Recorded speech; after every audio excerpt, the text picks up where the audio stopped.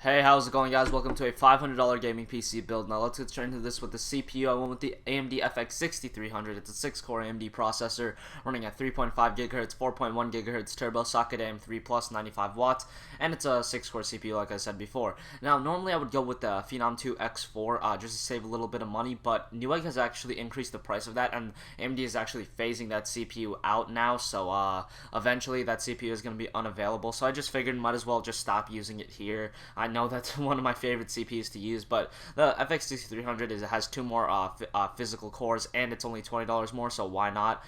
It's $120, and it's a really good value because for 6 cores you can do really good stuff with video editing, live streaming, and a lot of rendering, all that kind of stuff that really utilize multi-core technology.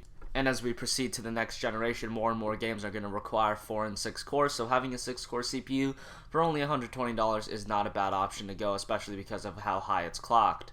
Alright, for the motherboard, a motherboard that I've recommended several times, it's the Asus M5878L. Now, this is $55. Really solid motherboard, not a lot of good features, but it's $55 and it gets the job done. For what it has, it's pretty good. It supports 1866 RAM, which is pretty good for a motherboard of this price, and it's from Asus, so you really can't go wrong with that. Only 2 RAM slots, so not real upgradability.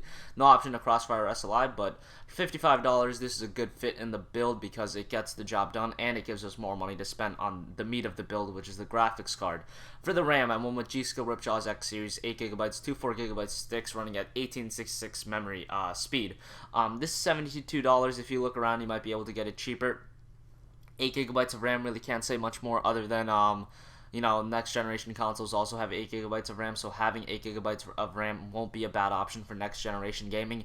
I think 4 gigs is going to become more and more, well, it's not going to be really good for next generation gaming because, as I said, next generation consoles have 8GB and 4GB, are going to be used in lower end machines, but, 4GB still works right now, but 8GB will really set you up for the future, which is not too distant actually, probably in the next 3 or 4 months.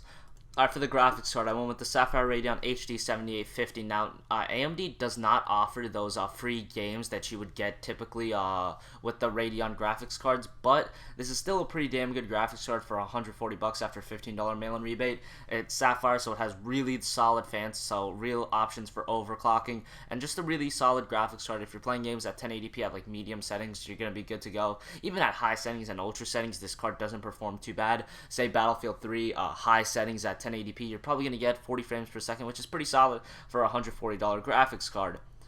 For the power supply, I went with Corsair Builder Series CX430, 430 watt power supply. It's 80 plus bronze certified, and it's only $20 after a $20 mail-in rebate.